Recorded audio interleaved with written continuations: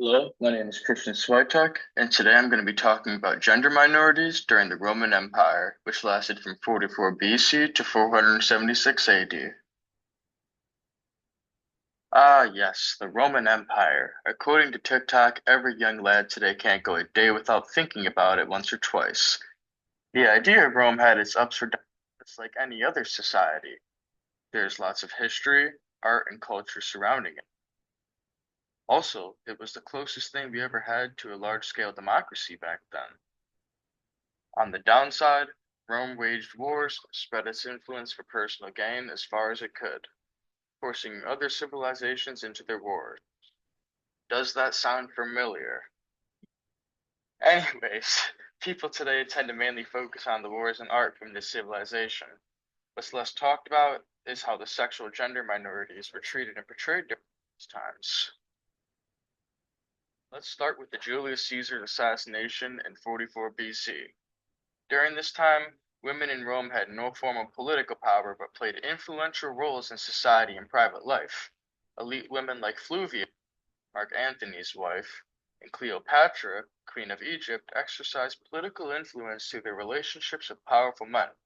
Surprisingly, Roman society generally tolerated homosexual behavior, especially in elite circles. Male citizens often pursued same-sex relationships, provided they took the dominant role. It was also important their partners were of lower social status.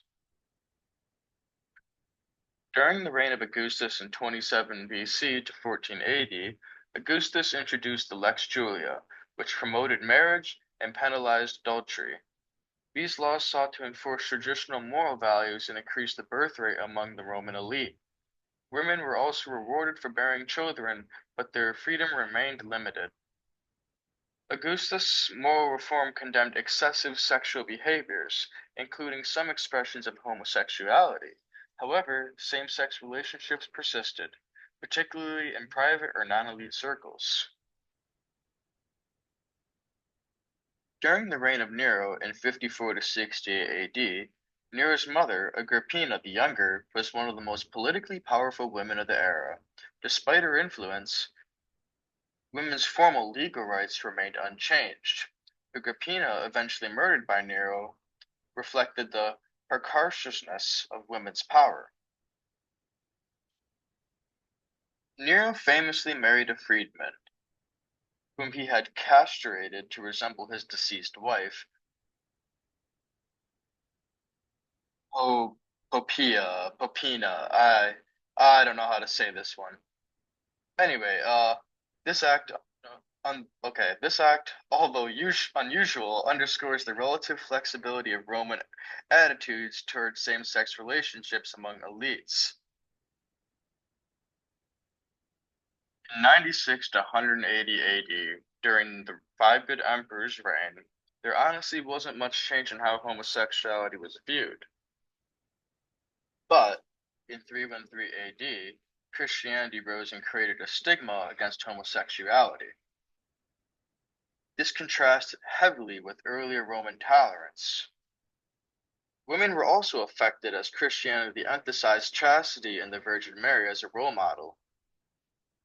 Christianity kept gaining popularity and influence, and then in 476 AD, the Western Roman Empire fragmented, which led to the downfall to the empire as a whole.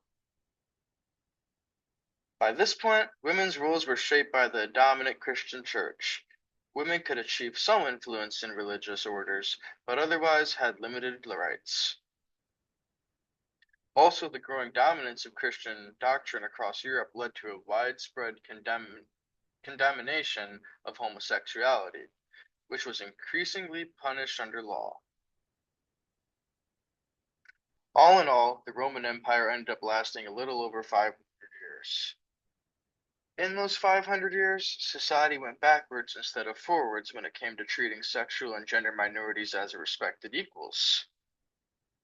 It would sadly end up taking over 1,500 years for homosexuality to become accepted again in European society. It's honestly quite saddening.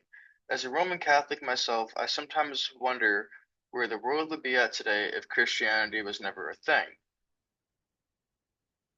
Well, with all that, all I can say is that we can't change the past, but we can learn from it, and with that, we can shape a better future. For listening, and I'll see you in the next one.